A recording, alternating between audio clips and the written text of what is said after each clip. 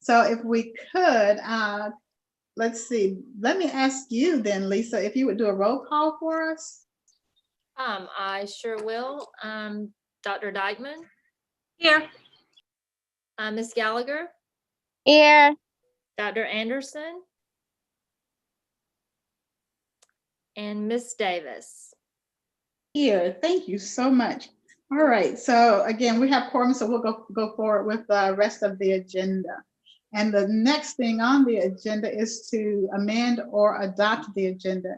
And Mr. Schuman did a phenomenal job with building our agenda for us. And so if there are things that you want to add to that, let's hear about those things right now.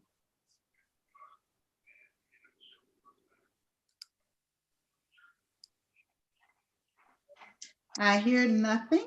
So at this point, can I have a motion, please, to adopt the agenda?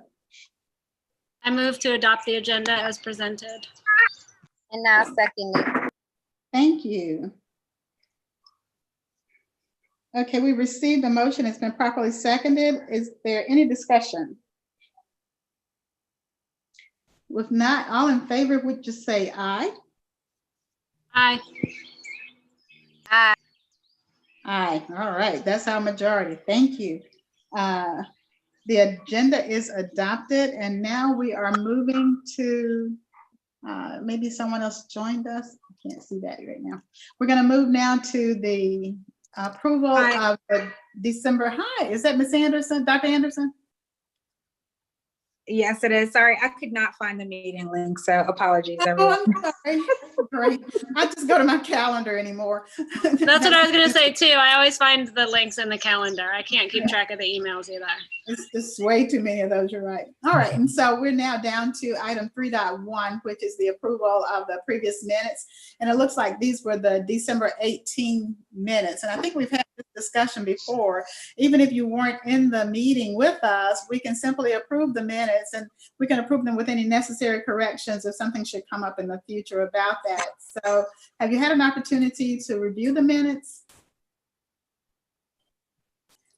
And I'm going to bypass that question, I think, and just ask for a motion to approve the December 18th minutes with any necessary corrections.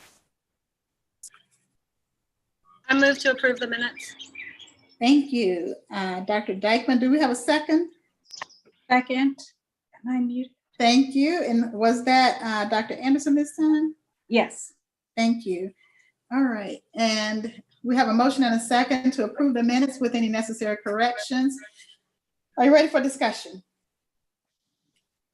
Hearing none, all in favor of approving the minutes with the necessary corrections, please say aye.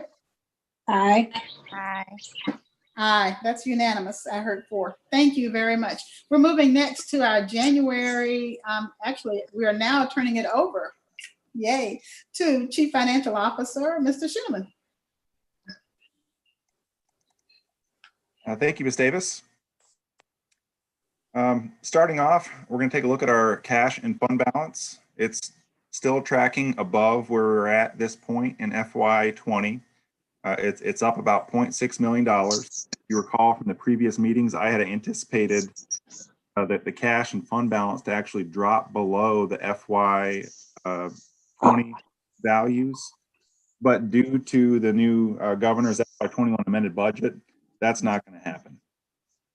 So if we just look at our balance sheet, we've got cash and cash equivalents at about $77.8 million, and both cash and fund balance sitting above the FY20. So what'd you say about the live chat? Where that on? It's like they emailed me. They said, Okay. you receive your first check. Hey, can y'all hear me? Yeah, we're picking up. Sorry, I got caught up in another meeting. Sorry. That's okay. All right. Welcome, Dr. Thomas. Yeah, Yes. I'm here. Okay, super. Okay, so looking at our cash and fund balance, just to recap, we're sitting comfortably above where we were at in FY20. We're up with both about roughly $6 million. Super. For our revenues, we're going to split our revenues into our two primary revenue sources. The first being property taxes, and then we're going to go into our QBE or our state revenues. Our property taxes, we've slipped slightly behind where we were at in FY20. We were at 96.5% of budgeted collections versus 97.3%. And that's not, if you do recall, I had a discussion with Tony Meadows in and at that point, she was very confident that they would reach what they project 98.5% of the total amount that's taxed. They anticipate to collect that, and she doesn't choose collecting the full 98.5%, which to me translates that will come very close, if not exceed 100% of our local property taxes. But Ms. Davis, I highlighted it in red just because it had slipped behind where we were at this point last year, and it's just something that we want to keep our eye on. Okay, great. Could you mute Dr. Thomas for a minute? You're the host now. Can you? Yeah. Can you mute yourself for just a minute? There we go. I think I got her. Okay, thank you. All right. Okay. The next portion is the state revenues, our QBE. And if you haven't heard by now, Governor Kemp has approved the FY21 amended budget. He signed it into law on February 15th. I have linked his amended budget, or the legislature's amended budget, as well as the press release here. Okay. What's going to happen, the net effect for CCSD is we are going to receive $3.6 million in addition to what we have already budgeted for QBE through the second half of the year. So we were already kind of trending positive, and this is something we did not anticipate, we didn't have budgeted. So it is a very welcomed addition to our revenue for FY21. So if we look at our statement of revenues, just visually, 73.3%, that's where we're sitting at in terms of revenue collected at this point, compared to 71.3 we were at this point last fiscal year. And right now, our two main sources, our local accounts for about 76%, so those are our property taxes of our overall revenues collected this year, and our state is about 24%. Get into the fiscal year more towards the end, this weight will shift around and the state will become closer to 40% and local will end up being closer to 60. And so that 40% is how much of an increase over last year? You're talking about the weight of with the QBE, how much more are we getting this year over last year with the new funding? Was it fully funded last year? I don't think so. It was. It was. I don't have the budgeted QBE amounts readily available. When we initially got into this fiscal year, anticipated $7.3 million that the state was going to withhold, and it turns out the refunding about 4.4, or they're gonna end up paying us about $4.4 million of what we earned, but they're still withholding 2.9. Okay. So they're not refunding, or they're not remitting 100% of what's earned. They are still holding on to it's like, I don't know what it works out to. It's 4% of what we earn in our QBE formula. They are still withholding that as austerity, and that's going to continue into next fiscal year too. So when we're talking about our budget, we have to account for almost $3 million less than what we earned through the QBE formula once we start fitting those pieces of the budget together. And those funds will be coming from our general fund, is that right? We'll get into it. I'm gonna. Okay, I won't get ahead of you. Go ahead. Okay. I have a question, but if it comes up later, I'm sorry. It's just I may be confusing all of my numbers. So the 3.6 million. So I remember like last month there was, or the month before, where we where the money came in and then we had to share it with private schools. Do we have to do the same thing with this 3.6? This is general fund money. So Okay. what we're referring to, and Hope can speak to this because since she's over our title dollars as well as our CARES allotments, we have a local. Hope, do you want to jump in and explain the CARES Act and how we have to share some of that revenue with private schools? I will, but I probably want to wait till we get to that agenda item and I can go into more Okay. detail for you. But it's not the same funds. Okay. That's what I was. Thank you. You're welcome. I go all over the place, but these are not the same funds. Thank you. So what I'm covering is our general fund, and what the CARES money is and what our title money is. That's kind of separate federal allotments that we have that are kept up with in separate funds. Great. Thank you. Our statement of expenditures, we are behind where we were at this point in the previous fiscal year. We've expended 45.7% of our budget compared to 46.4% of our budget. There's a few areas where we do have quite a bit of savings, and that's in instruction. We've got quite a bit, maintenance and operation, and also transportation. And those are all, seems very logical with the year that we've had. You know, for instance, we're saving on that student transportation. We're not paying for the same amount of fuel and also overtime for bus drivers as we would in a typical year. So there is savings there. Okay.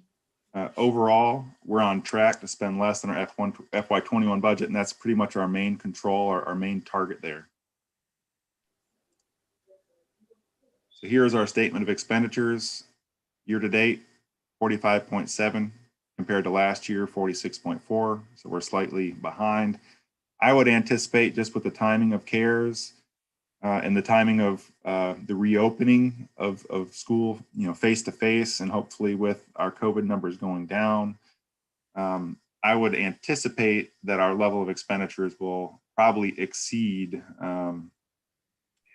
FY20 rates, just because the second half of FY20 we went to all full remote, and this year the second half, hopefully we're going all back full face to face. So that in mind, I do anticipate our expenditure levels to kind of surpass where they were in FY20.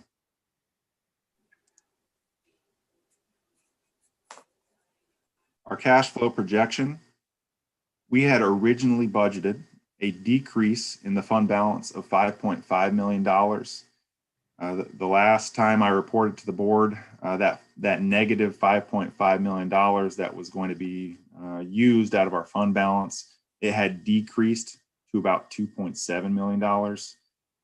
There was more savings throughout the month of January.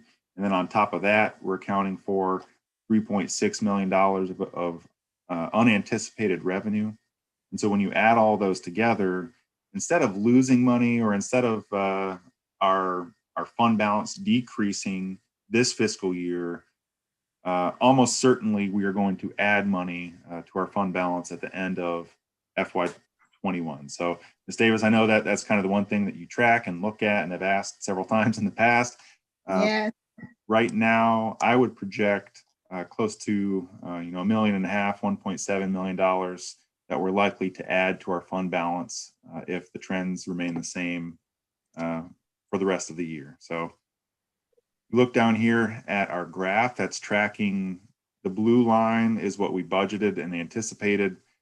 And like I said, we were anticipating our fund balance to decrease about 5.5 million. And now the trend was positive. And then taking into account the additional revenue, we're now sitting at about adding $1.7 million to our bank. So, that sounds like a really good thing, but it probably leaves us exposed for some other things too, especially around adjustments for the budget. And I guess we could talk about that after we get through with everything else here. Okay. So Ms. Davis, those are the general fund financial statements. If there are any questions, I'll be happy to answer those now. If not, we can move on to the next set of statements. Okay, does anyone have any questions? I have just a general question about, again, since we are now going to the second half of the school year and we're now going back in face to face, do we have any new expenditures that aren't accounted for? Do we anticipate any new expenditures that could change that picture that we have right now? Are there big things out there that could show up? I would say nothing that's not already included as part of this budget. Okay. The only thing, I guess, caveat would be PPE and any other kind of equipment or purification systems, all that we're talking about, and we've got CARES money to pay for those other types of big expenses. So we're in a pretty fortunate position here to be comfortable and have adding money to our general fund balance, as well as having CARES money available to us to cover those other unanticipated expenditures. So we're in a comfortable position right now financially, a very fortunate place to be. That's great. Will CARES money unspent move into the general fund? That's got to stay separate. We have, 3 years, Ms. Davis? We have 3 years that those funds are supposed to be used for. And so I was going to say also that we've been meeting as a team and carefully looking at what our needs are, and even some personnel needs to better support students upon this return, and even if we find ourselves back in a place of having to quarantine again. And so, but those funds those needs will come out of those CARES funds, but we are trying to be diligent because that allocation that we received was for a 3-year period of time, and we can't necessarily project, what other needs would come up. So we're being cautious, but yet making sure that the needs are being met. Thank you. Thank you very much. I just also was curious if we have any unmet needs in the district that people had asked for things and we didn't at that time maybe feel like we were able to do that, or is it just too soon to tell? I would say it's probably too soon to tell. We have talked continuously about the air purifiers, but I'm sending information to you all in your Friday e-update to explain, hopefully in better detail, what we're already doing. And I've gotten some clarity from Mr. John Gilbert on the devices. So I think there's some misunderstandings, misconceptions about what's already been installed. And so that's been the biggest area that we have had requests for, and we're making sure that we're getting those ionization devices in every classroom. There have been some questions about outdoor classroom space needs, but we haven't gotten that in a comprehensive way. So, I received some feedback a couple of weeks ago from board members that some teachers have said that their leaders aren't bringing that forth. But when I followed up, there have been other conversations that have taken place operationally. So like an example would be, some teachers have said, yes, it would be nice to go outside, but then what do I do about my technology? What do I do about my smart board? What do I do about this? And so, looking through those classroom support needs, it's not as easy to just say, pick up and go outside. What do I do if I'm teaching simultaneously with a group of students at home? So those kinds of things. So right now, there is not a list of unmet needs. If they asked for KN95s, they've been ordered. Those were coming in today. There was a recommendation that we provide face shields in addition to KN95s for every staff person. Those were ordered. They're coming in today. So pretty much everything that we have received a request for, we have already ordered. And that has come out of our CARES funds. That's awesome. You make me feel so much better about that. Thank you. That has been the one thing that I've worried about is I know that we have the CARES money, but I just don't have a sense of, is it enough? Because I don't have a sense of what the unmet needs are. So I appreciate that. Thank you. Okay, back to you, Byron. The second report that we have, and Ms. Davis, this is historically, it's a report that I inherited. I don't think it's absolutely necessary, and you guys want to continue seeing it, we can absolutely continue producing it and sharing it. But I think this was probably a special request in the past, just to see the legal expenses that are incurred, budgeted, incurred by the board, as well as a summary of the board member travel. So just kind of putting that out there. If you want to continue seeing it, I will absolutely keep preparing it and sharing it. But if you don't think it's necessary, we don't have to include it. Let me think about that for a minute. And again, I think it had well, actually, we used to always get it for legal services, period, even back in the old days. But so again, I think the interest here that pushed it was because we had other people still receiving pay here. So we are done with the final payment that was last year, 2020. So I think I'm only interested in 2021. I don't know that anybody wants to go back to last year's to see. Yeah, and then I think too, the difference here is that we had back a few years ago, we just had a lot of disciplinary problems and disciplinary cases. And so we had a lot of expenses in terms of court reporters and the escalations and things of that nature. But with the kids not in school, we're not spending those dollars right now. And so, yeah, I don't know. I'll leave it up to the other board members to express their opinions on, is it useful to know, where we're spending money in the legal perspective or not? Is it something that you want to see, or do we get rid of it? And we don't have to make that decision here. You guys can email me or text me or call me after this meeting. Or I can add it as a discussion item for the next meeting. That would be perfect. Then we'll have time to think about it. Do that. Love it. So far, as of January 31st, the only thing that's changed from the prior time that I had reported this, just added one more invoice from Hall Booth Smith. Total amount in this account, so it's not just Hall Booth Smith. Hall Booth Smith is in green. We have payments to Buckley Beal LLP and Employment Law Solutions here in gold. We budget primarily just for Hall Booth Smith in this account, but we are also paying other legal expenses out of here as well. Right now, year to date, we spent $182,000. We have budgeted $199,000. So we have 17.9 or almost $18,000 left in this account. Wow. That big one, Buckley Beal, that's not for your services. That was Dr. Means' lawyer. Part of the settlement was to pay his legal fees. Right, we know, but you paid his lawyer more for one case than you paid us for everything we did. So, Mike, I think you should just stage a protest. But I know exactly what you mean. That was quite a surprise. But again, that was 2020, and I guess we're still in 2020, 2021 budget cycle. So maybe it just drops off at the end of this fiscal year. It will. Yeah. Okay. But yeah, I hear you. I certainly hear you. So far, year to date, with COVID, we've got no board member travel to report. That's a good thing. I don't think anybody's gone live with anything, not even NSBA yet. So that may happen soon.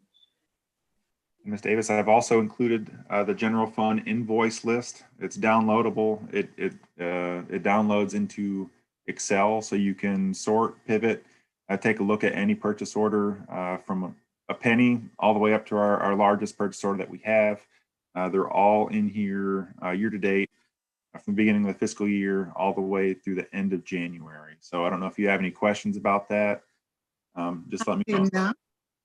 I requested that, and again, it was just a way to keep an eye on and better educate ourselves on what expenditures go out every month, so that we're not kind of sitting out here wondering, well, what are we spending on? So if it's not a lot of trouble, I'd love to keep that as a part of our reports here in the Finance Committee. And then people can take a look at them at their leisure, or if they don't want to, that's fine, because you do a good job of summarizing everything here. But if anybody's looking for that deeper dive, it is totally in those reports. Perfect. And I think it just gives us great transparency. So thank you. Welcome. So with your permission, we can move on to 4.2. Please. Could I ask a quick question before we move on? Sure. Sorry, I forgot to turn my video on. With the attorneys, with the legal financial information, you asked if it was something that the board needs. And I can't really answer that question right now because I'm not quite sure what is the precedent for us having this information, or what is the reason that this information is being presented to us. Is it a part of the budget that's really important that we should be keeping track of? Or, I mean, I guess I just kind of want to understand why this particular thing is one that we picked out to kind of make a decision as to whether or not it should be reported. My assumption is that it was requested by the finance committee or board members in the past. I think out of everyone on the phone call, Mike might be the best one to answer this since he's Somebody's always mad at the lawyer, and years ago, when my partner Terrell Benton, who died a couple of weeks ago, was doing it, somebody got mad at him and said, "We want to see your fees every month." Okay. So in comparison to this time last year, for example, are these fees about the same? Is there a red flag to anything that I'm looking at? I guess it's what I'm wanting to know. I would say if we take out the other two large expenditures, we would easily under budget for this time in the fiscal year. Mike, you might be able to speak better the volume of work. Maybe in the past we had more open records requests that had higher legal expenses associated with it. Is this year a little bit lighter? Yeah, I mean, it depends on administrative. It depends on who calls us and asks us to do what. I mean, there's some things that you have no choice. I mean, if you get like open records requests, that was a choice. You know, that was something that there were just so many of them happening, and the staff didn't feel like they could handle it internally and ask us to do it. So we did it. You know, there's not that many things that you don't have control of. So, you know, it's just a function of, I mean, it's always something new. I mean, the pandemic was new, so we had some HR issues there, but that didn't really, I mean, that just replaced whatever was new last year, you know? I mean, there's typically not that huge variance. That's why you have insurance, you know? I mean, if you get sued for $100 million, then you have insurance, and your insurance, you have, you know, typically no more than a $10,000 deductible, and then the insurance picks up your legal fees. So. Well, I think for me, just the transparency of what legal fees are being spent, how much is spent where, is an important part of understanding the budget and the cost of operating the district. And so if it's not I think it's an important piece of seeing the big picture and the total picture of what's happening. I think the anomaly here is, again, because of the Qbe incident that we hope we'll be out of about this time next year for sure, and or it ends this fiscal year, and certainly the settlement for Dr. Means will end this fiscal year. This will drop back down to normal. But the things that I recall seeing most that interested me were how many cases we had where there were so many appeals to the board for a while there in terms of disciplinary actions that were going on. But we haven't had any of that this school year, have we, Mike? No, you hadn't had any discipline, but that's typically, that's not a big deal either. I think the question being asked is, why are we pulling out this one line item among hundreds of this amount and showing us this one? And the answer is purely political. It's political. It is absolutely, and again, around the COVID and around the Qbe and around Dr. Means. That's what this is about. So yes, I think the board definitely take this into consideration, and it'll be a discussion item next month, and we can make a decision. And I just wanted to, because this was a question I had when I first came on the board, why this item was presented, including board travel, which also seems like a weird, like, small item to pull out and show. And so I think, and you can correct me if I'm wrong, Mike, but a lot of the So when I first came on, I was like, but like he just comes to our meetings and like does our, because that's all we sort of see. But I know that a lot of the legal costs are for special education cases too. That's a decent chunk of it too. Is that right? Yeah, again, depending on what's going on. Now that you've had very little of that during this COVID time. You know, a lot of the fees have been down. I mean, you can see the itemizations. I mean, I guess on probably the biggest chunk in any given month is just fielding questions about anything and everything that the district does. You know, which is one thing that makes it, you know, we're sort of on call. So We really are. So you never, you know, I mean, I sort of have it broken down, and this is something Larry and I did to help him budget. And I hadn't talked to Byron about it if he wants it done any differently, but we sort of have it broken down into the major functional areas of HR and finance and district operations. And gosh, I'm forgetting special ed and open records are fairly new ones we've added, superintendent and board. I mean, you can look at it any time and see what, you know, see pages and pages and pages of every entry we make and exactly what we did. But again, a lot of it's mostly just dealing with questions that come up that typically have to be answered pretty fast. Okay. Yeah, and I would also say that like all of this and for anything, we can ask about this information. It's just a matter of whether we want it to be presented every month as part of the financial report. Yeah. Well, and again, This item or any item. Right. I agree. And so I think, again, if it's a report that's there for you to consume, I'm fine with that. I don't think everything has to be presented at all. I think in the past, I think we only had presentations on like the balance sheet, Byron, and maybe there were 2 other reports, maybe the first 3, but the other parts of this were not necessarily presentations. They were just there for our consumption. And going forward, I guess there's a state law, and GDOE is actually putting out a kind of a bare minimum set of financial statements that you have to present to the board each month. We already surpassed those minimum requirements by far. Okay. Balance sheet, statement of revenues, and statement of expenditures. I think those are the 3 primary categories that need to be shared. We go over and above already. Okay.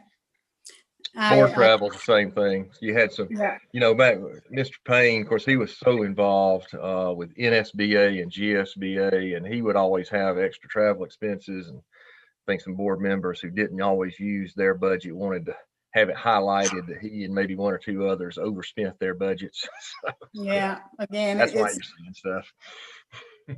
I totally agree with that. So yeah, I'm good with that. What are we talking? What, the board's budget? I don't understand. Our travel budget, we have a line where we've elected an amount that each board member individually can spend each year. And so even as long as I've been on the board, it didn't matter because we never spent the full budget, but some people spent more than others because they were more engaged than others. And so that just was a point of transparency. Okay. Thank you. Great. All right. Our next item. Our next item is the to CARES Act expenditure summary. And I know I've been requested, this is another supplemental report now, but this is going to be new this month. And I think more than one occasion I've been requested to present some kind of CARES Act summary, where we are, what are we spending our money on. And I guess given the sheer dollar value of CARES, I agree, and I think it's valuable information to have. You probably get a lot of questions about it from constituents, from the public. And so right now, what you're looking at, you've got CARES Act 1. So that was the first set of, that was the first award that we got. The total amount that was awarded to us, $5.7 million. And I think that does not include the set aside for the amount that goes to the private schools. Other than that, we also have ESSER funds through CARES. So a total amount that we have available to spend at our board right now with CARES 1 money, this is not CARES 2, $5.9 million. So far, we've spent $2.7 million of the CARES Act 1 money. We've got $180,000 encumbered. And so out of that first iteration of CARES Act money, we have about $3 million available. So that's the financial side of it. And I'll invite Hope to add anything to it that she feels necessary. Well, I guess I just want to go back to Karina's question and then just bring clarity around CARES. So the first pot of funds, CARES Act 1, was actually presented to us back in March of 2020 that it was coming through. We got the information in June, but then in September, it was a pause. And part of that had to deal with the private schools. So I'm going to address that question about the private schools. So private schools that have any children that were CCSD residents that were tied to our schools that have Title I, which for us is all of our schools, they are allowed to participate in receiving CARES funding, but they had to do it from their enrollment in 2018. So we had to spend time actually working with them, and they had to submit documentation showing their enrollment from 2018. And then we matched that up to what they would have, what school they would have went to in Clark County if they attended a Clark County school. Then we had a whole formula that we had to do around poverty, and that allowed them to see how much money they got. So when we first started, they were going to get around $500,000 amongst 6 schools. When it was readjusted, it was $398,000 across 7 schools. And those 7 schools are Athens Montessori, Athens Christian, Downtown Academy, Monsieur Donovan, St. Joseph, Washika, and Athens Academy. And so they have a proportion of CARES 1. Because of that and the different legalities that were going on at the time, State Superintendent Woods decided that we would have a SEA reserve, which gave us another pot, which was the 501,000 back, but we still had to give a proportionate share of that. And so then they got 34,000 that had to be divided by their enrollment across 7 schools. CARES 2, they do not get any parts of CARES 2. And that American Relief Fund that is presently going through the House and then will eventually be voted on in the Senate does have a CARES 3, but will have a separate identity right now, they believe, for the private schools. So I'll wait, and I'm a teacher, so I'll give y'all wait time if you have any questions. Thank you. So it was 500,000 that was first allotted to them to divide among 7 schools, and it went down to 34,000. Did I hear that right? So they got both 2 pots. So they got CARES 1 that went from 501,000 down to 398,000 that they split from 6 to 7 schools. And then the reserve, they got a piece of the reserve, which was Clark County got 501,000, and out of that, the private schools got 34,000. Okay. And so they had to divide that amongst the 7 schools. But what they get is based off of their enrollment that was in 2018. So like, for instance, one school only had 8 students, one had 285 students. So it just depends on that rate. But I can share the spreadsheet and everything. The good thing is we actually had to reach out to 31 schools, and these were 7 schools that actually participated in CARES. So that's also a great trade-off that we didn't have to support 31 schools out of our allocations. But the 21 million that we're getting in CARES 2, that is strictly for Clark County School District students and staff. And so that does not have any equitable services attached to it. Did you say 21 or 2.1? 21.6 million actually. Wow, from CARES 2? Yes, ma'am. As we get into that, and this report, as we dig into it a little bit more, and once those funds get budgeted, you'll see, just like there's this CARES 1 Act, and then 6 different categories that are allowed to be spent on. We'll have another CARES Act 2 down here with those same 6, right? Hope there's going to be those same exact 6 categories for CARES Act 2. And Hope, if you got a minute, will you just explain what those 6 categories are? And because it doesn't look like the same reports that we have for the general fund. So as part of the coronavirus relief, what you are seeing that it's only these 6 categories that we can use our funds for. And so it's very streamlined. So continuity of staff and services is meaning support for your district for anything that you might not receive revenue for.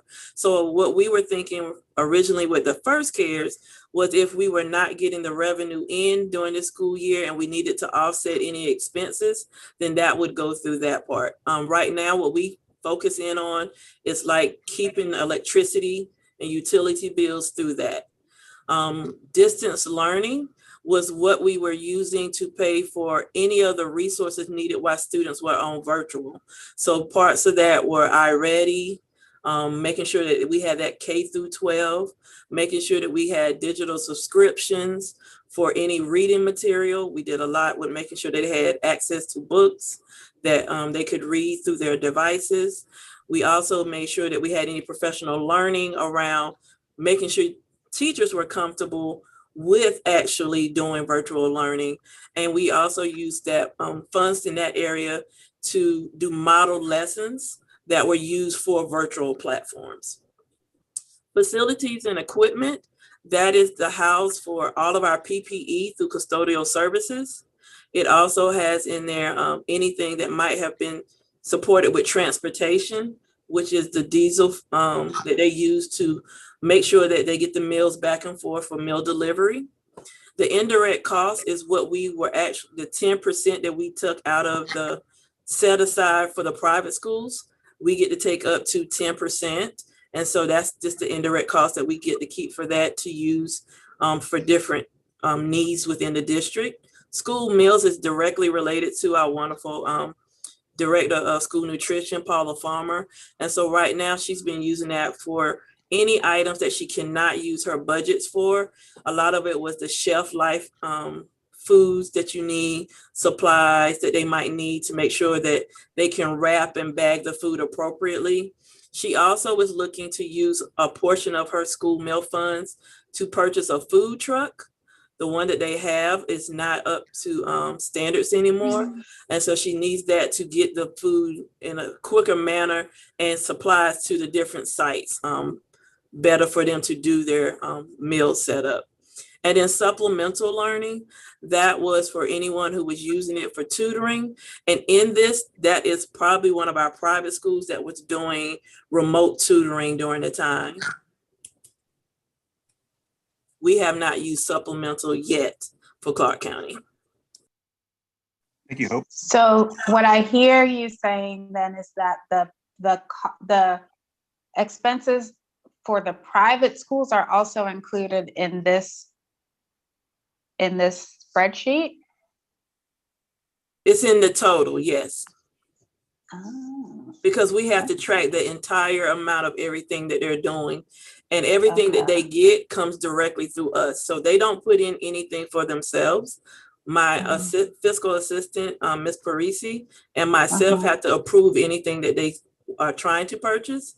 And so like for some of the schools that decided to buy technology, that technology returns to us at the end of the life of CARES. So it's still CCSD equipment that we kind of are allowing them to use that has to come back. And then they have other things that they could use it for. But yes, all of this is in one pot. And that's why you keep the indirects? Yes, for the extra time and cost it takes to put all that stuff in. Okay, gotcha. I was wondering what the indirects was. Okay. Awesome. Maybe I wasn't paying attention before, but that was very thorough. Thank you. I appreciate this. So then when we see CARES 2, 21.6 million. Okay, that'll be interesting. And so I did hear you say, and I was making a note, there's no private school funding out of the 21.6. That is correct. Okay, May I ask a question, Ms. Davis? sure. I'm just curious, given the restrictions on the dollars, do you think we'll be able to fully utilize all that CARES Act funding? I don't think that we'll have any problem in Clark County using all that funding. Really? Okay. I really don't. I can't wait to hear about that because it felt like to me, even with the food thing, it looked, the meals and things like that, that's not a lot of money, but I mean, that's already funded through something else. And so did we lose any funds, especially around meals or anything out of the general funds? It looks like the general fund got healthier as a result of the CARES funding. And actually, the one thing that we're doing is Byron and I are going to work to a rubric, bringing criteria on how to spend the 21 million. But I will say right now, what we're doing is very intentional. So everything we do is aligned to what we can do for students.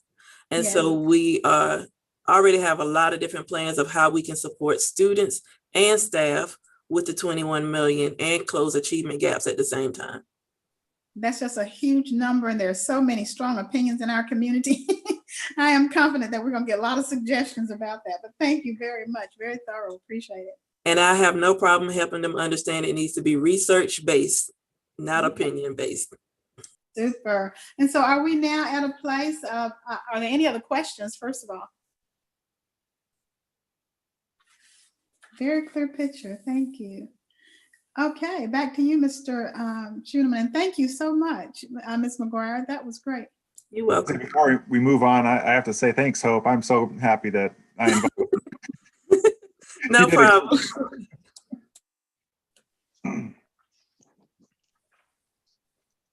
Okay, Ms. Davis, would you like to move on to the budget updates? Yes, please. Item 4.3.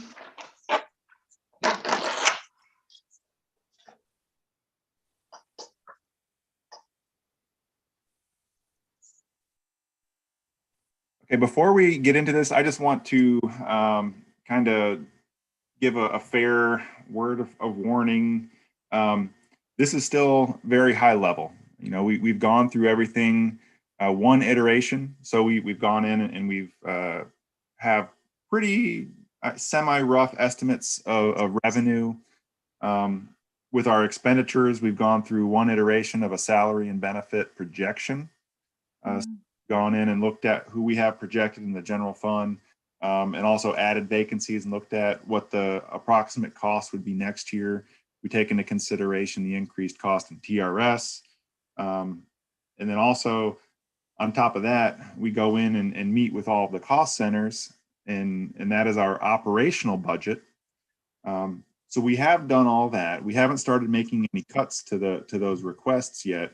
So just a fair word of warning, this is what we're working with right now. And so the intention of sharing this with you, Ms. Davis, is to kind of have that collaboration of where we're at, what are the current priorities, and maybe take some suggestions from the finance committee as to either how much fund balance we're willing to eat into, or any other kind of priorities that we're not focused on that you might think that we should turn our focus to. So just keep in mind, these are kind of rough estimates at this point, and as time progresses, we'll narrow in and be much more specific and accurate as we nail down specific costs and revenues. So I really appreciate this, and this gives us some time before we actually start having those discussions to look at our strategic plan and look at what you're projecting here.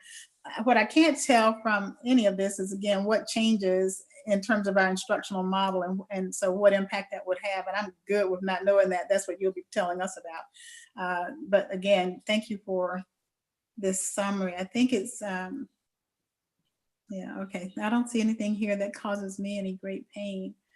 I'll just touch on the two big pieces of revenue that we have right now. Local property taxes. They're going to go up. Can you see it? Well, okay, Davis. The actual growth in the property tax digest, it has grown 2%. So Mhm. in just pure growth, we're not talking about reassessments. It's Right. between reassessments and growth. It's sitting at 2%. And I look back and we haven't had a 2% growth rate in this county since 2008, Wow. which is shocking. I was floored by it. So what you're looking at here for ad valorem taxes, Mhm. without increasing taxes, so using the rollback rate and just keeping our any additional taxes would be straight up applicable and due to that 2% growth. We can count on about $1.5 million kind of conservatively in additional property tax revenue.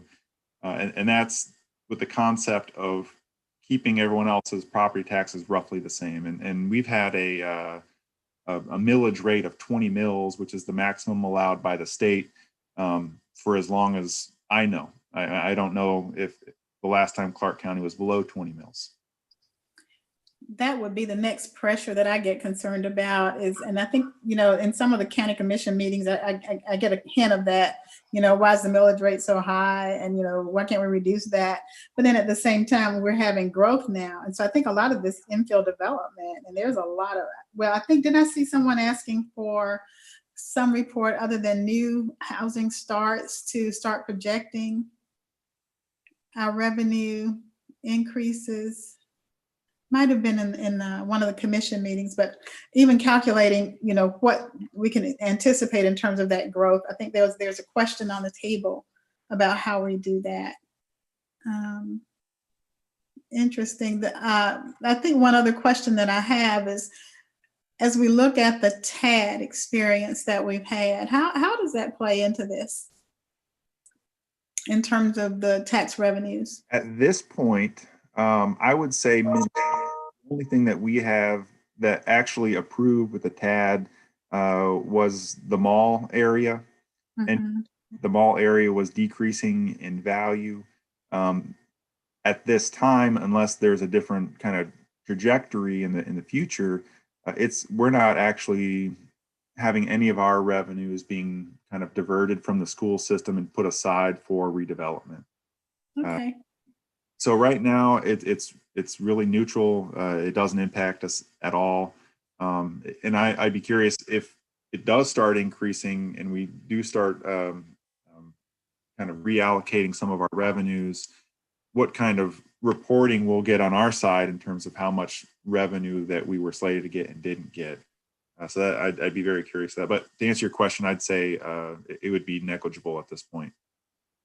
And I think Mike did ask for that that report as a part of this agreement. Did you not, Mike? To be honest, I'm not sure the mayor and commission acted on even that one. We approved something for that one TAD with some changes, probably the biggest one being that we'd create a joint oversight authority that we would have a couple of seats on. And I never heard anything back after that. Okay, so maybe it's not even real. Exactly. I'll stop worrying about it. Okay. But thank you. I do remember asking that be a part of the reporting. So maybe the oversight committee would then have that responsibility for reporting that information back to us. Okay, so this is a really big budget. So Ms. Davis, just to summarize the property taxes, I just want to emphasize in what I have so far, I'm using the rollback rate. So we're not going with 20 mills. It would be whatever the neutral tax amount is. So any additional taxes is only due to that growth. And so that means, every year Larry and then Chris would have to go out and explain to the county why we are increasing taxes, why we're staying at 20 mills, and basically come up with a solid rationale as to why we need to keep the millage rate at 20. So if you look at our fund balance additions, the last 4 years, our fund balance has increased $9.7 million. With that in mind, it's going to be over not only over 15%, but probably closer to 20 at its trough. So what I am going to recommend, instead of increasing taxes and keeping them at 20 mils, just the way it's up right now, I'm going to recommend using some of our fund balance. How much you guys feel comfortable using, that might be a valid point or a good point to discuss and talk about how much we feel comfortable dipping into our fund balance before we have to go back and start raising taxes. So right now, the amount that I'm recommending using out of our existing fund balance to kind of close the gap between what we have in revenues versus is $3.6 million. The other big piece of revenue to talk about is our Qbe Formula. I've gone in and I've updated that based off our current accounts, off of our most recent CPI reporting, and I'm still keeping in there that $3 million of austerity.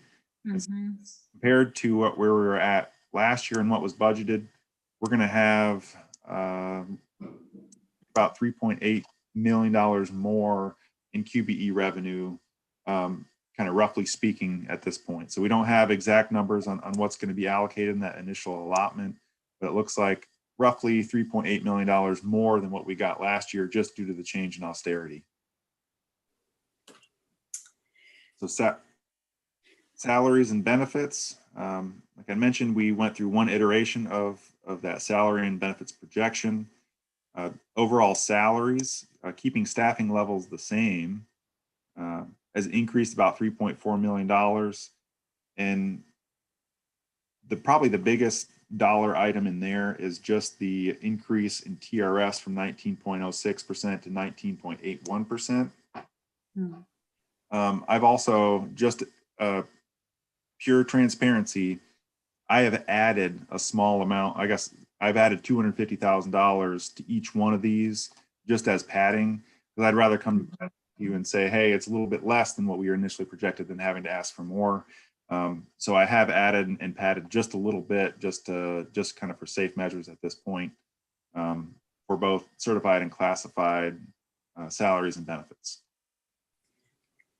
So who is it that we have that's still not making the fair wage?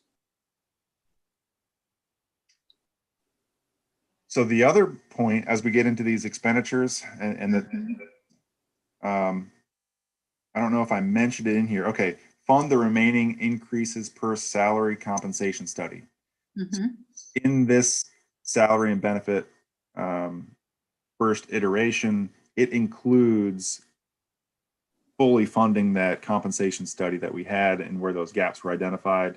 There was a couple, I guess we'd have to have Selena. I've never actually seen the report. I just know that what's in this actually accounts for the remaining portion that was identified in that salary compensation study as needing a boost. So we'll hear about that maybe, because I do want to see if we're close to closing that gap on, especially I think it was custodial staff. So yeah, okay, great. Okay.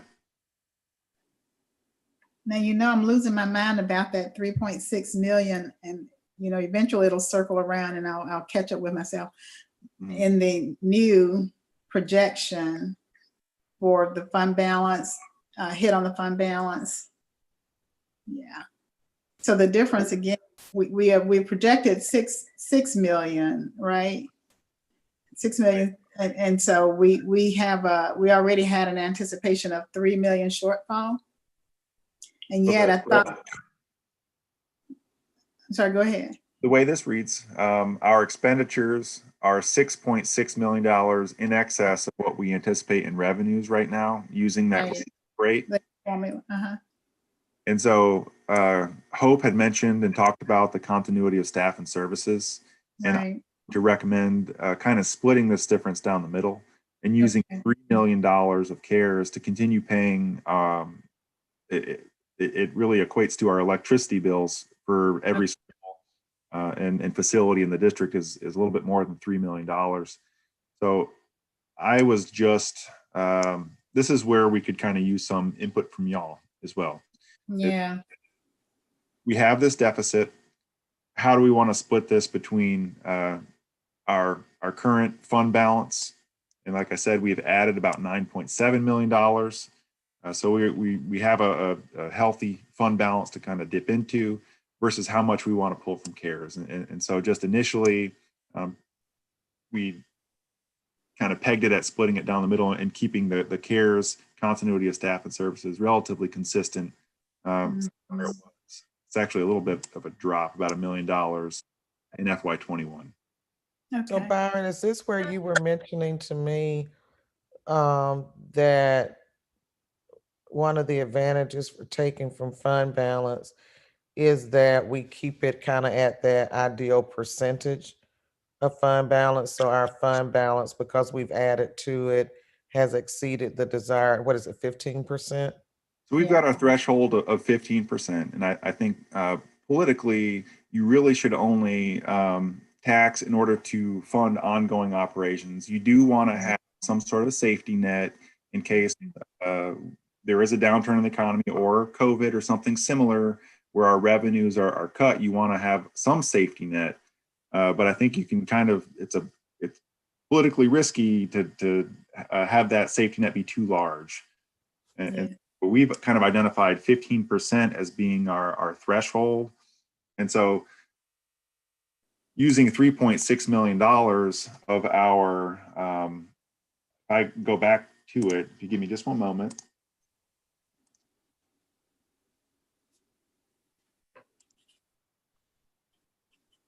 If we use $3.6 million,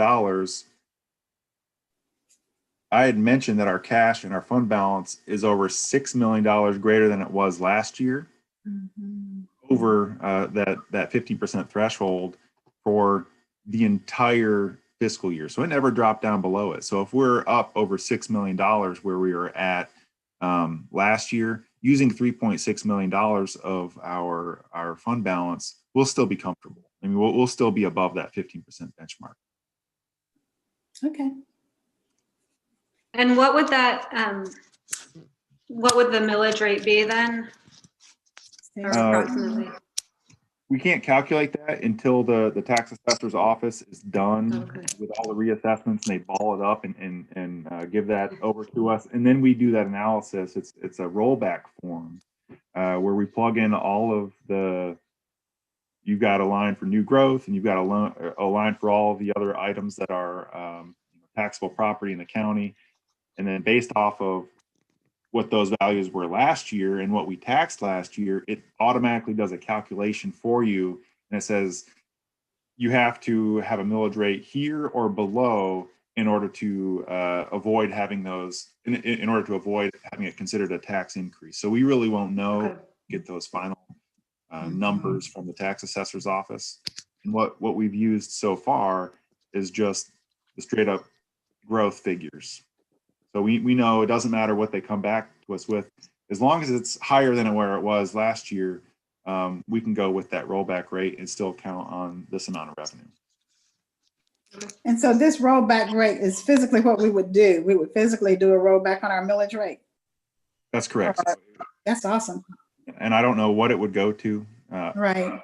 It would be 19 and change, or it might be 18 and change. It just all depends on how much growth there, or how much growth is due to reassessments in the county. That would be a really big plus for our community, I think. Yeah, that's huge. I don't know the last time it wasn't 20. Yeah. And yeah, all right. I think you're absolutely right. I think the last time was when, what was it? Mr. Worthy said they had to sign a note at the bank to make payroll. So that was a long time ago. So this is good. I'm excited. Can I ask? Yes, go ahead. Just because I don't really know this area too much. If you're talking about reducing the millage rate below the 20 mil, does this then go into effect for property taxes for the following year? Or does it impact property taxes this year for I'm just kind of confused about how this works. The millage rate that we would recommend, it would be assessed on the 2021 calendar year. the bills go out, I think in October and are due. No, they go out, they're due October 22nd. I was gonna say, Mike is better with these dates than I might have to go through the financial statements, but it's consistent every year. And the millage rate that we're talking about would be applicable to the 2021 calendar year, which actually funds our FY22 fiscal year for the school. Yeah. That's right. Yeah. And Ms. Davis is right. They're due October 20th or whatever, if that's a weekend, whatever the next date is. Okay. So as they trickle in throughout 21, you get a portion, whatever the millage rate is for the district gets sent to you each month. Yeah, Until well, it's not October? monthly. So the bills go out. So you get billed once for your property taxes in Clark County, and you'll get that bill. It'll usually come in September and it's due October 20th. So Byron will get a huge check sometime in November for all of those tax payments that came in. So that's why, you know, your balance goes way up and then it comes back down over the next months. So if you can look at the screen, here's the timing of our actual revenue collections throughout the year. And like Mike was saying, in October, when those are due, there's a huge spike in the revenue that we get. And this is anticipated and budgeted for on a monthly basis. So we know that this is going to happen year after year, that property tax, the bills go out and it's due in October, and we receive the vast majority of all payments timely in October. So that's why you see this giant spike here in terms of revenue in October.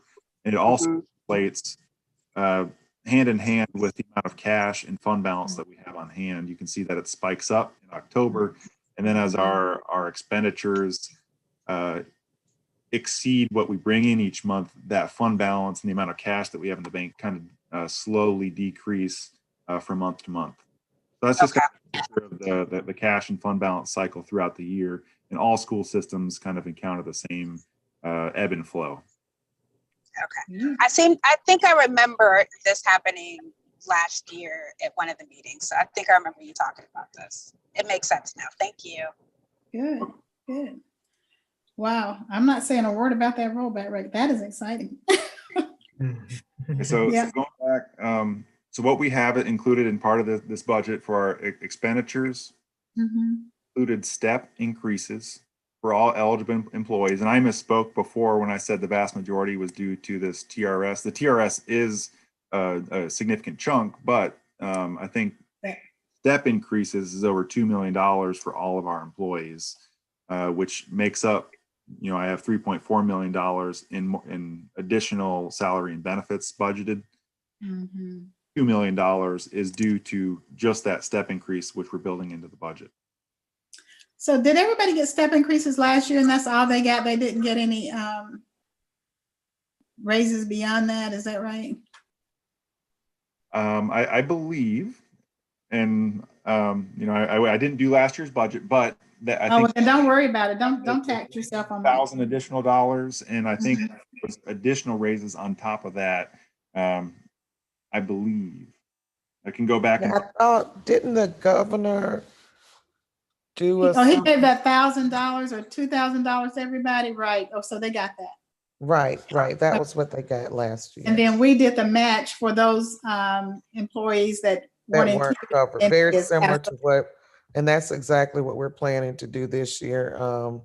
Is for the employees that do not receive the $1,000 from the governor, we're going to match that as a one-time, or we say one-time, but you know, and that's another use of our CARES funds as well. Oh, wow, that's great.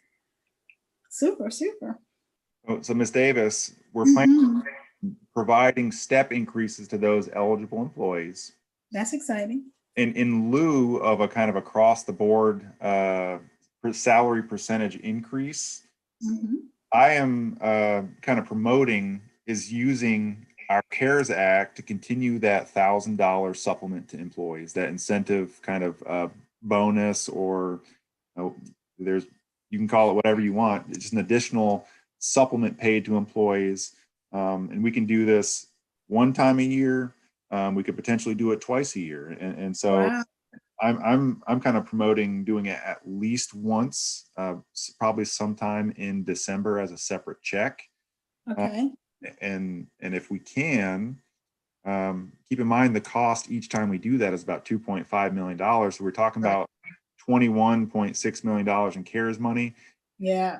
When we do this, $2.5 million is coming out of that $21.6 million that we have available. So, But what's good about that though is it's not, it doesn't become a part of their base salary, right? That's So this only is good for as long as the CARES money's there and we choose to use it that way. I like that. That's exactly right. So we're not getting Are any. they gonna have to pay taxes on that money? Yes, ma'am. That's not good. Okay. But thank But you. if I can ask, and this is probably of no interest to anybody except me and maybe Byron, but have you heard how the governor is justifying this bonus under the gratuities clause? No, I haven't. Do you know? I haven't a clue. Okay. Oh, okay. Yeah, I There's guess. there's a call going on right now where they're talking about that though. So okay. Yeah. So just to kind of summarize what he's saying, state of Georgia employees and then also school board employees, they are not allowed to receive bonuses. So Right. to technically kind of structure it differently, and if we get supplemental payments, these $1,000, Mm-hmm. to either build it into contracts or budget for it at the beginning of the year, as terms of, and put it in terms of employee compensation that's earned, not necessarily something that's going to be supplemental, like Right. something that they don't have to do anything to earn, isn't part of their initial contract. We talk about using legal services. This is something that we call and talk to Mike and make sure we're in line with before we would decide on making one of these payments. Yeah, That's that's why great. I was curious, because when you said, we're going to be matching for those that the governor's money doesn't cover. Yeah, we have to, maybe if he doesn't worry about the gratuities clause, we just ignore it too. I don't know. We'll have to figure that out. I think he's opening up a can of worms, but I'm not going to say anything. Exactly. All right. This is good. We are good. Okay, so Ms. Davis, once again, to kind of summarize, we're looking at step increases. We're looking at providing at least one, if not two, supplemental $1,000 payments to all employees. And we're looking at keeping the millage rate a rollback rate. So to me, these are all slam dunks. All right. Wow. So is this something we're ready to talk about publicly, or are we going to wait for this till the budget works a little bit more? I would definitely wait until we see, probably until April. Okay. And I'm kind of presenting it with the concept of we talk about it, get some more feedback. If you don't feel comfortable using this $3.6 million, maybe we need to kind of shift. No, I'm fine with that. That doesn't concern me at all. Because again, I think the fund balance is very healthy right now and has been, at least for the last 3 or 4 years. We've always threatened to go after it, but we haven't had to so far, and I'm grateful for that. But now the other thing is this is live broadcast, so somebody may pick it up, so be prepared. That's fine, and I did give that word of warning. These are just kind of the initiatives that we have ongoing right now, so nothing's a done deal. They're estimates, and it's just kind of conceptually where we're going. Awesome, I like that concept. The last part of our expenditures. This is something that a lot of school systems in Georgia are transitioning to, and it has to do with the timing of when school teacher or when teachers or other 10-month, 190-day staff earn their paycheck versus when they're compensated for their work. And I think I have it in here to talk about in another section.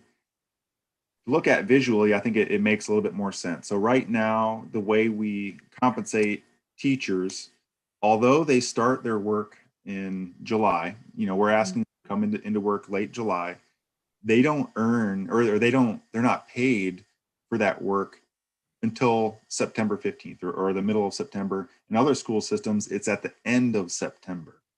And this just has to do with, I guess, the history of the profession, and teachers used to start at a later date. And so they would earn their first paycheck in September, and school school teachers that have come back earlier and earlier and earlier. And now, you know, they're starting in July, but not getting compensated for that work until September. So it really doesn't make a whole lot of sense why we're holding off on paying them, because even with new employees that come in, we're having to spread their payout over 13 months. So we actually start paying them in August, and then we spread out their first year teacher pay, or, you know, in other instances, if they're an experienced teacher, over 13 months. So it's a decreased paycheck because they're having one additional month funded with that. And with our excess fund balance, another slam dunk, if we can afford it, and if we can afford the hit just on our cash, is to move this entire yellow timeline of when 10-month employees are paid up 1 month. Okay. So 10 and 11-month employees, we're recommending paying them August through July. And this is how I think this year, Walton County, they're making the transition. Jackson County, Selena said that they did it a couple years ago. Okay. And I think it's definitely the trend of school system payroll throughout the state, if they can afford it. And I think that's kind of the bottom line, is it doesn't necessarily affect your expenses and what's reported as an expense. It's just the timing of when those expenses go out the door.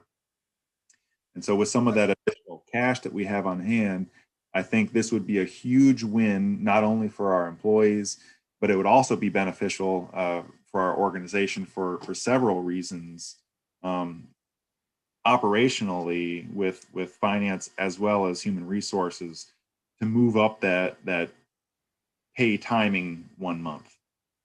Okay. What is the 13 pay? Is that just the 13-month cycle that we were on from July to September? That only happens when we've got teachers coming into the district that they're not being compensated for the prior fiscal year to us. And so if we didn't pay them over 13 pays, they wouldn't see their first paycheck, even though they started in July, until the middle of September. Wow, that's rough. Okay. And to kind of combat that, now you have these teachers that are broken up into an additional category. You've got 13-month, you've got teachers that are paid over 13 months. Those are the new teachers. And then after they've been paid for their full 13 months, then they kind of convert and become, they're paid over 12 months. So they'd see a slight boost.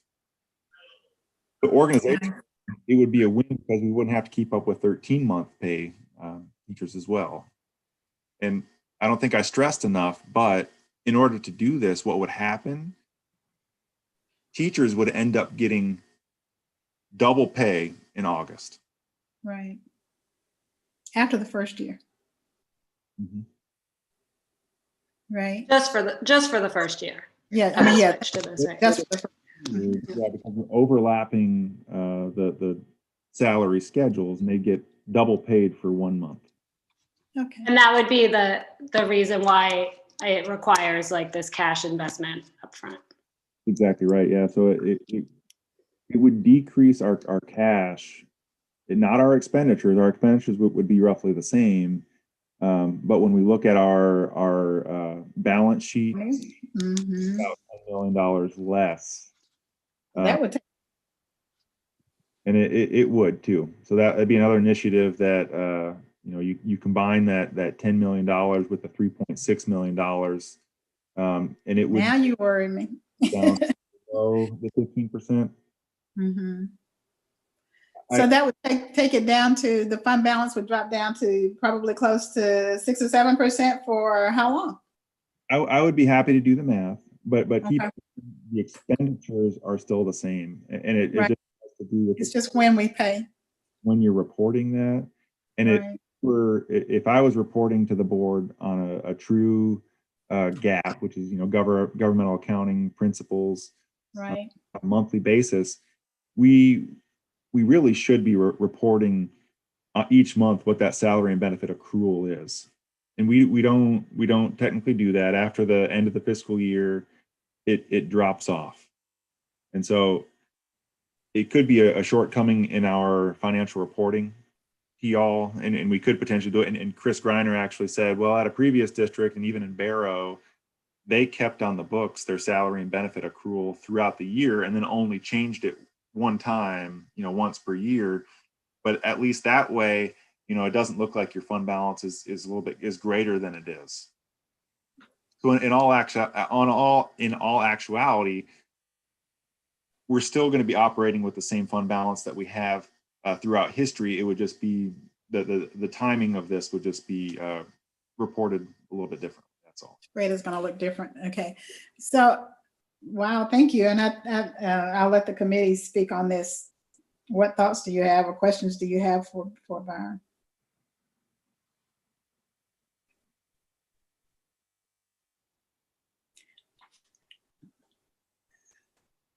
I like on the surface, it looks good. I don't see a huge risk here. And so I'm still waiting for the committee to speak up and I'll stop talking.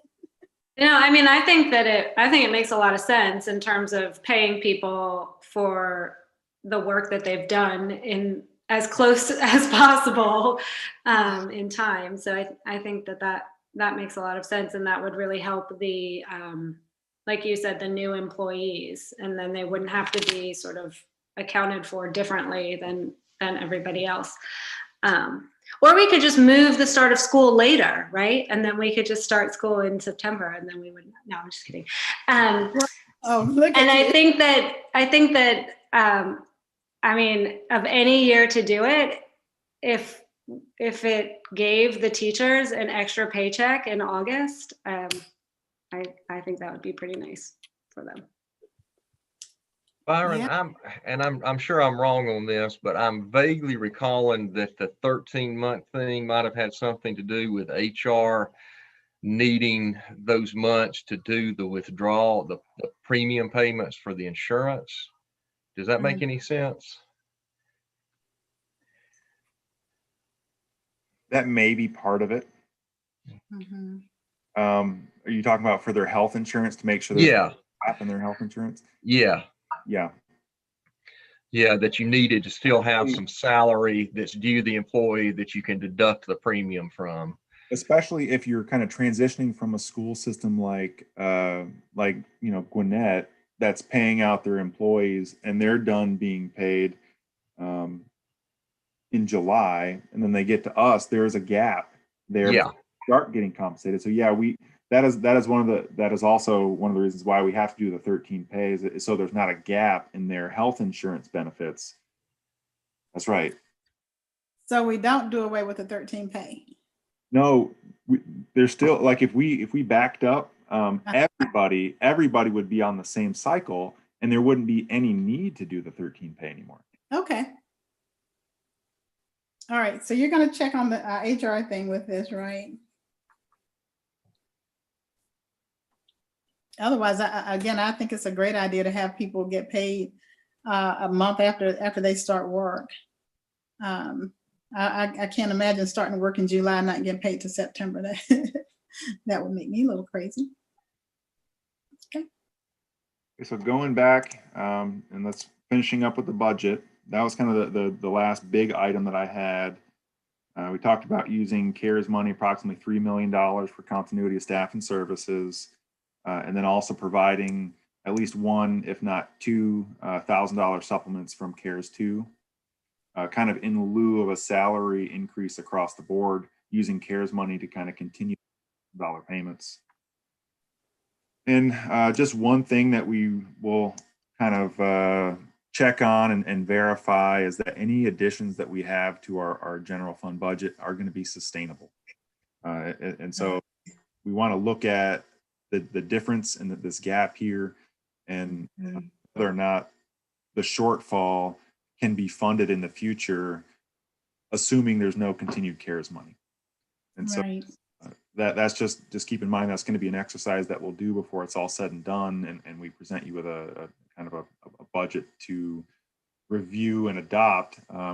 We'll make sure that this is going to be sustainable without CARES, and then also just the capacity of potential additional taxes if we needed to fund it there as well. So just keep in mind, this is the sustainability factor to any kind of additions we're looking at closely. Awesome. I have Could a I- quick question. I'm sorry, Mommy. No, you go first. Okay, so my quick question is, so do we have any, and this is my simplified version of it, do we have any use it or lose it money? I mean, the CARES Act money, I guess, is technically use it or lose it. We've got a time frame to use all these funds before they're no longer eligible to be drawn down. Okay, and Okay. but that's not like in the next 6 months, though, right? Nope. For the CARES 2 Act money, we have fiscal years to spend that. Spend money. Okay. We have until September 30th of 2022. That's Okay. for CARES 2. That's CARES 1. CARES 1. Okay. CARES 2 is September 30th, 2023. Okay. Okay. Thank you. Great. Thank you. So with the $1,000 supplements for staff, that would be coming out of CARES 2, correct? And if it were at least one payment, it'd be coming out of CARES 2. What if it then were 2 payments? Would some of that come from CARES 1 or general fund? It would all be CARES 2 money. 2. That is what I am promoting at this point. And like Hope said, we have on our calendar to meet today and kind of develop a rubric for evaluating some of the requests for CARES 2 money. And so these are a couple of my requests that I have on there. And what we'll do is we're going to develop some sort of rubric for evaluating these requests, and then kind of taking a look at it as a cabinet and using that rubric to evaluate and prioritize which requests that are going to be funded. Okay. But CARES 2 But is then for- actually open the entire time that we could do these payments. So it could take 1, it could take 2. It's large enough that and it's open until 2023 to be able to cover those. Okay. And that's not coming. So then what I'm asking is, with the 15% that we want to have on reserve at all times, what you're saying is we're healthy enough now that we can actually draw from that and offset increase in property taxes and still give teachers the step increase and also still use CARES money to give them the payments, right? You nailed it. Mm-hmm. Okay.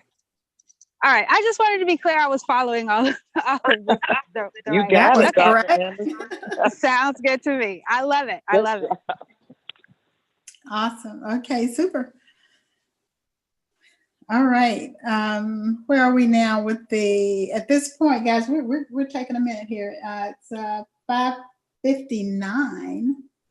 All right. And we have still, we're almost down to the end, are we not? Yes. What more do you have for us? The last thing that I have, Ms. Davis, is just the audit update. I know you requested that. That'll just take a couple minutes. Okay. Okay.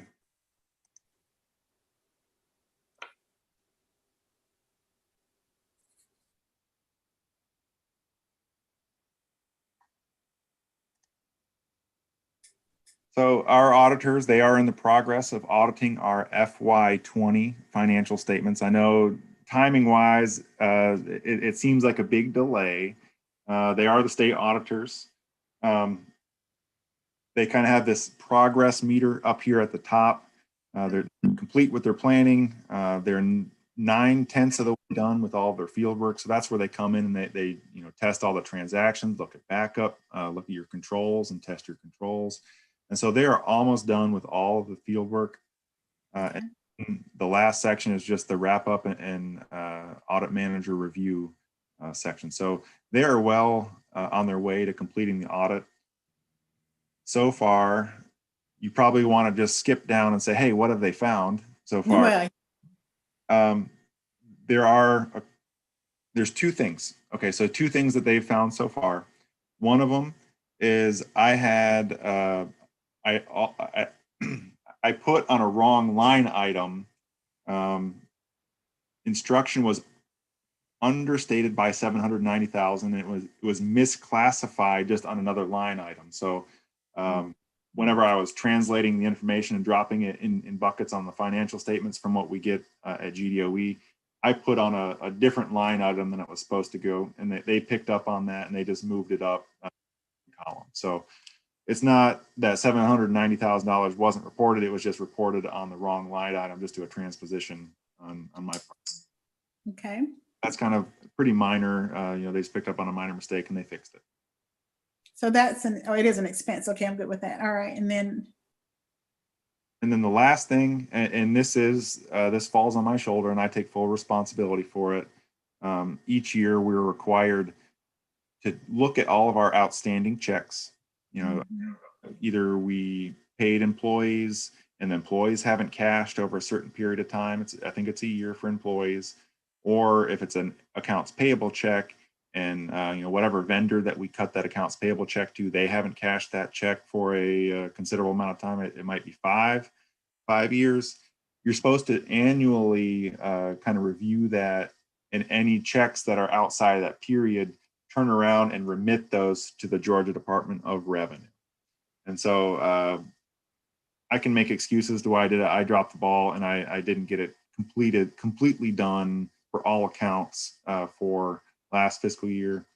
And we had Tom, who might be able to provide us updates. Part of it was the bank transition. And now that we're going through and we've moved banks, we're looking at all of our outstanding checks.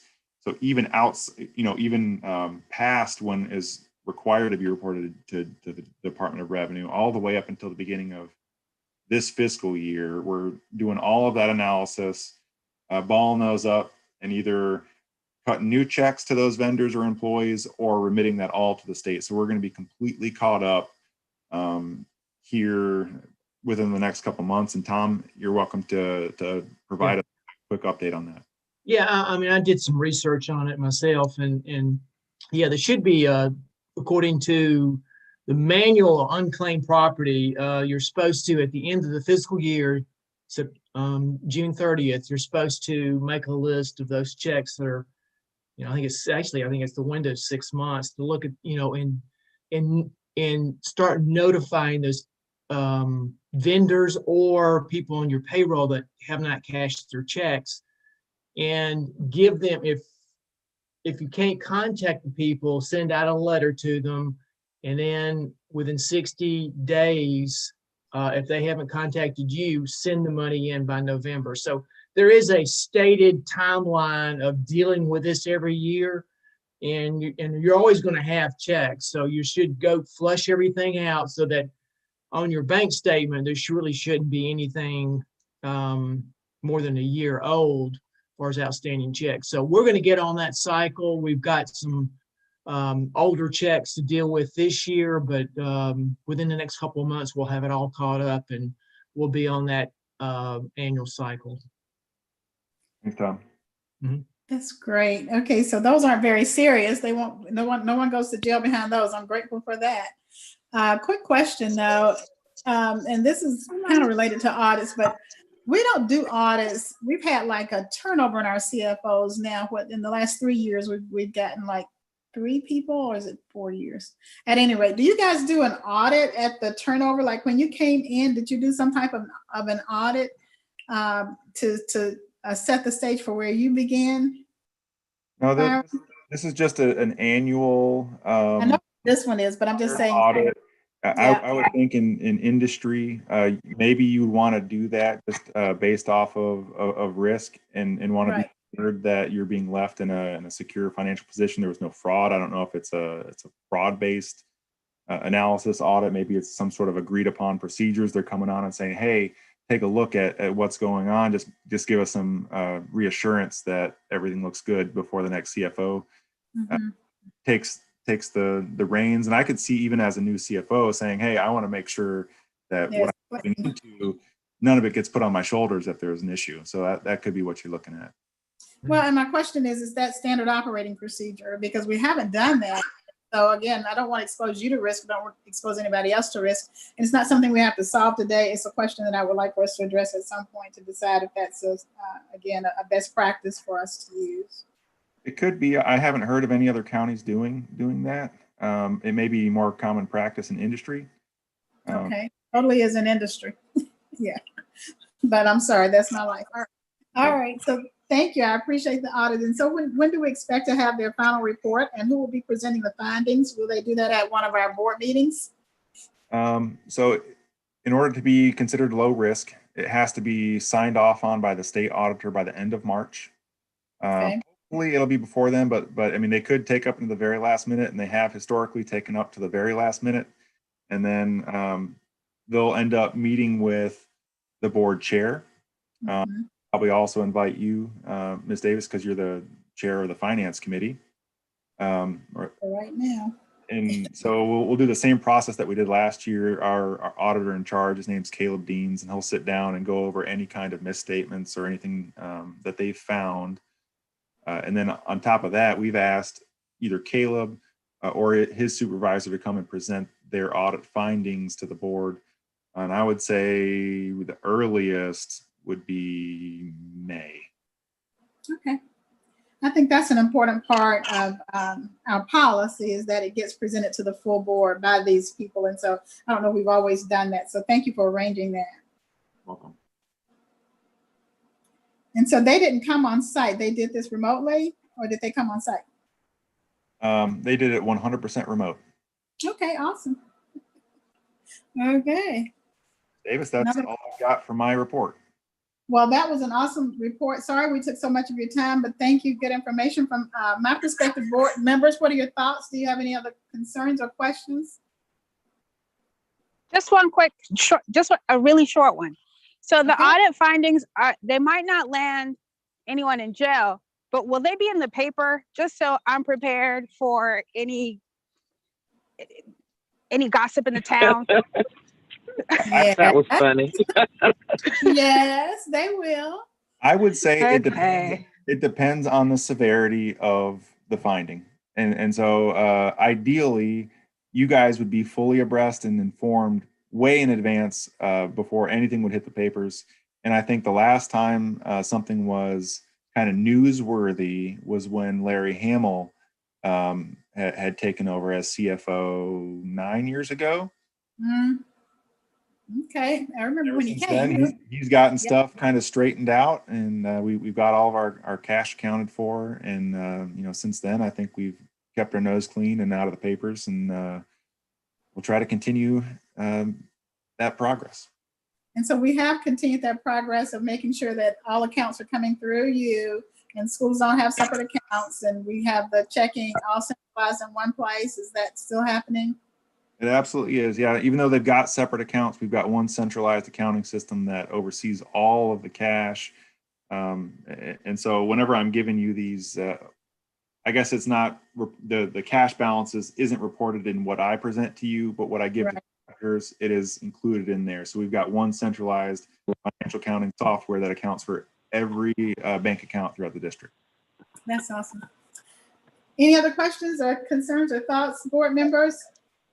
Anybody else on staff have any concerns for the board?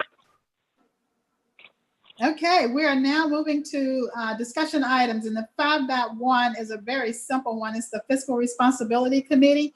And so the proposal is, and Carrie, you're here, so you can speak to this in terms of how we organize ourselves going forward. So if you'd like to, that would be great. Go ask them. So I guess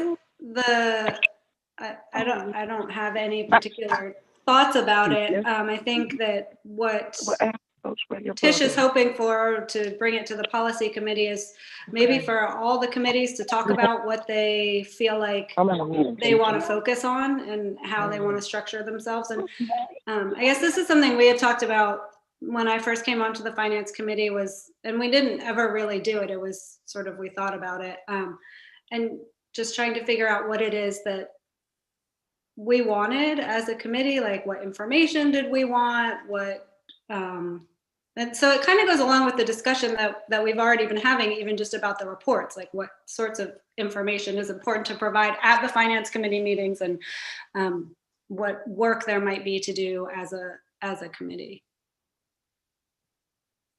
And so the recommendation was to combine finance and property into a fiscal, is that the name of it, fiscal?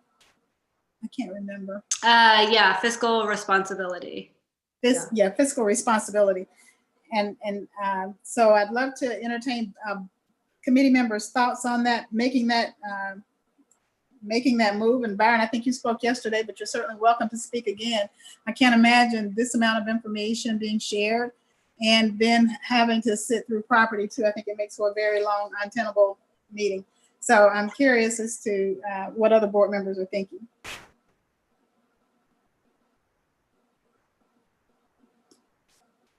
I was in the. I'm sorry. Go ahead. Sorry. Okay. I was in the last meeting where we discussed this. So I kind of feel like I've already said my piece.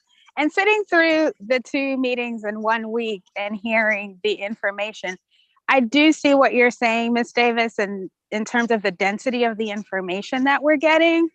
Right. Just with the way that I manage my time, and this is me being incredibly selfish about this, I'd rather have 1 4-hour meeting than 2 2-hour meetings. So that's just kind of how I roll, but I can absolutely see what you're saying with regards to just the density of the information. So again, I'm still kind of impartial about it, but now seeing both sides in 1 week, I can kind of lead, I can sort of understand what you were saying in the last meeting.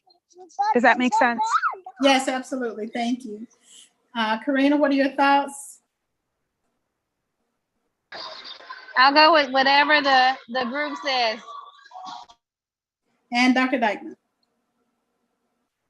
I know there's still some truing up to do in terms of what we received, but I don't remember. I mean, only rarely, and it's like around budget time when you're getting ready to do something really big, are the finance committees this long, meetings this long. Usually they go through pretty quickly. Is that right, Byron? We just haven't had one. It is. This is the longest one we've ever had. Yeah, absolutely. Yeah, no, sometimes they've been like a half an hour. And that's yeah. And I think this has been great information, but I don't think that this is typical of a finance committee meeting at all. And I don't know how often the property committee was always sort of a as needed meetings, not every month. So I guess I don't know how often the property committee will need to meet. Well, I talked with Dr. Thomas about that, and I feel like if we're not going to do the work that the property committee has been assembled to do, then yeah, we should at least go to quarterly meetings so that we'll know that we're going to meet quarterly at least on what's happening there. And so even if we combine them, then the agenda would just only have property quarterly if that's what we need. We don't need to have a meeting if we don't need to have a meeting. But I think also this is a very active and engaged board, and it's really different from the couple of boards that I've been on since I've been on this with the members at least, because you guys are really hands-on. And so I'm concerned that we just really need to get very clear and explicit on what it is we want to hear from each of these particular groups. We don't want them to have to repeat things unnecessarily, but we do want to be there to be supportive and also have enough information to discharge our responsibilities. That's where I live. So if there are no more concerns about that, I think we'll report back to the board exactly what we said here, that I think it could go either way, but I think this was an anomaly in terms of having so much information presented today. But I think it's also foundational, so I felt like that was really good. And then the last item 5.2 is board approved spending threshold. And the only reason this is on our agenda is because until we went to the state legislature and got this law changed so that we could give the superintendent, and at that time that was Dr. Lanou, the authority to spend more than $10,000. We were constantly in meetings to approve every little change order and everything that was happening. And so we felt for a greater efficiency that it would be better to change the spending limit for the superintendent. I see someone has done some homework for us, and they are showing us where other counties are. And so that's relevant, I guess, in terms of what those counties are doing. And if we think our $80,000 is high, again, I'm not really sure what threshold we would be looking for, because I see also that Effingham County in Savannah is $100,000.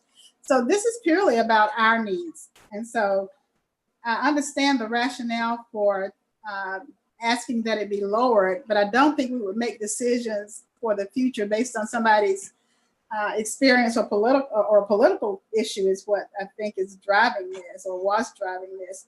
I wouldn't want us to make a decision based on that. So I wanted us to have an opportunity to talk about that. And if anybody has any thoughts that they want to share, then I would be happy to hear those. But again, this will be a full board decision like all of our decisions. So I asked a question, I think, to one of the board members, and I did not get a response. So I'm going to pose it here. What was the impetus for requesting to decrease the $80,000? Like, is there a specific event that led to this discussion? Board members were upset that the former superintendent hired a consulting firm, and it came under the $80,000 threshold, and they weren't aware of that. Well, that has no bearing here, because he was certainly within his rights to do that, because he does have allocated for personal development. Okay, I understand. I appreciate this spreadsheet, because I think it just helps put it into context. But I think two things that I would want to know is what was the decision-making process to take it from 10,000 to 80,000? And I understand that 10,000 is low and that requires so many approvals. But I don't know what the rationale was for taking it all the way up to 80,000. It seems like a really big jump to me.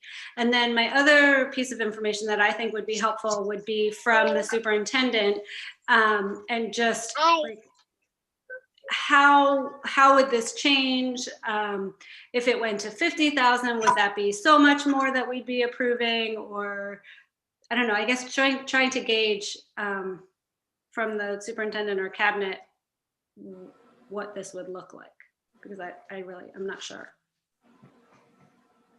That's important information. Thank you for sharing that. And so again, that's a good question for us to have when we absolutely have this discussion.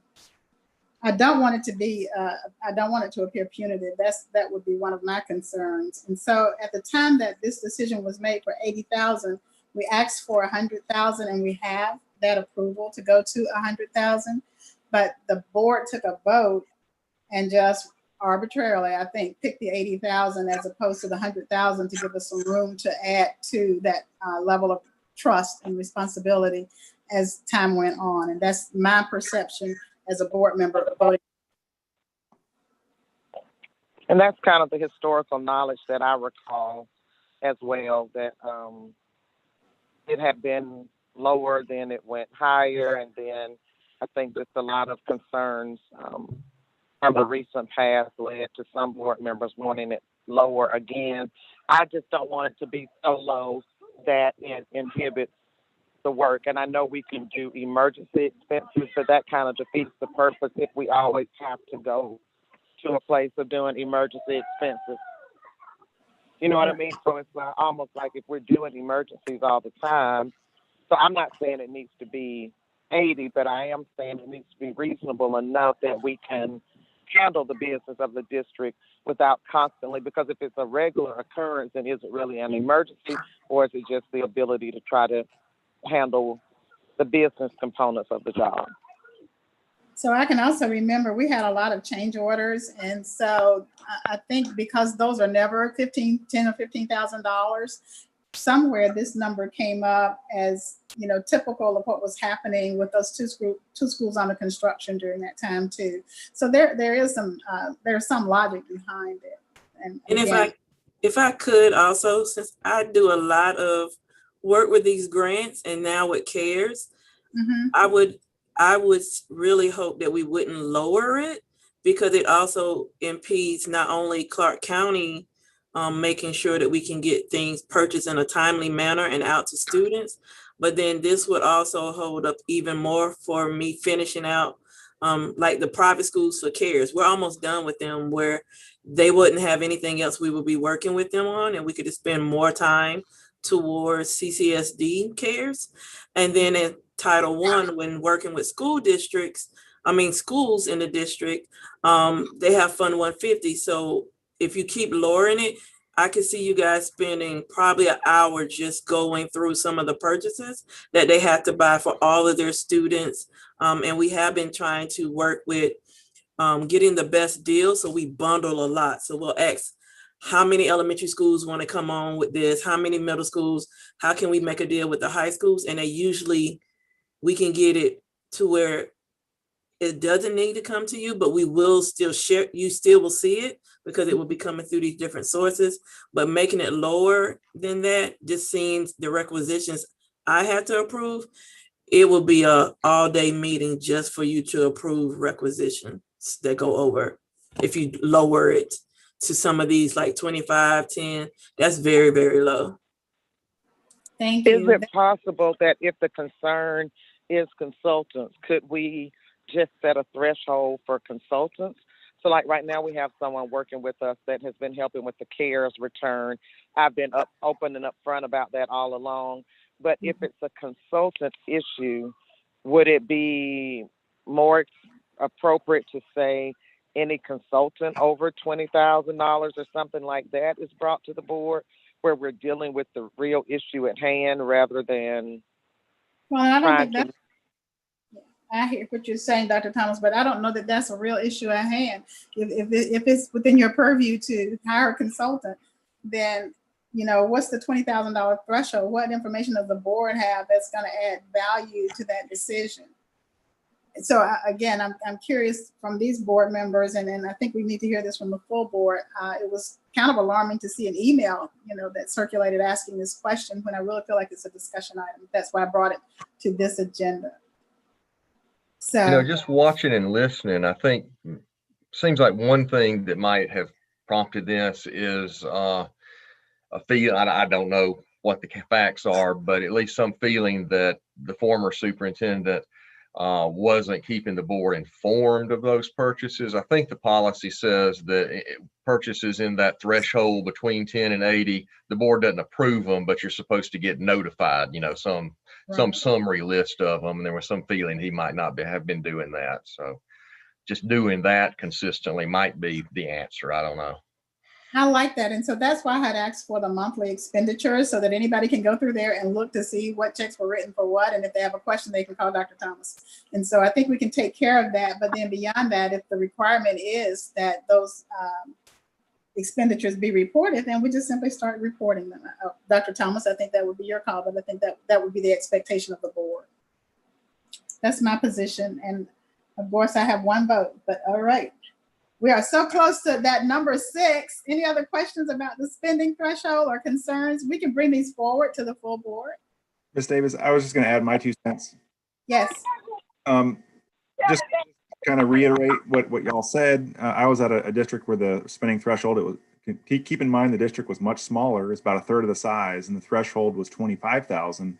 And I know, I don't want to say handicap, but just the efficiency for which expenditures were approved there was a lot being approved over $25,000. So when we're talking about reducing this threshold from 80 down to whatever, to me, it's just a level of trust and oversight that the board has, and you got to weigh that with the level of efficiency on our side. So it's like we really have to build that trust with the board in order to feel comfortable at that $80,000 limit. And I think in order to kind of bridge that gap, like you said, when we raised it up to $80,000, we're providing all of the monthly expenses in that Excel spreadsheet that I showed you.